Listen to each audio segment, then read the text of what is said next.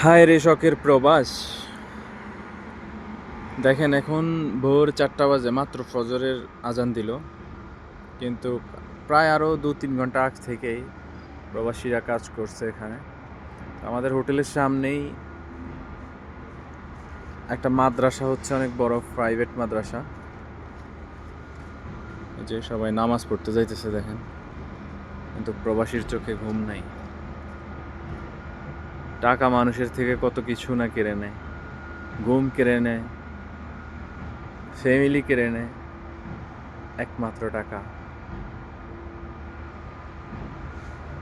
এই তো আমাদের, এটা হচ্ছে আমাদের হোটেল।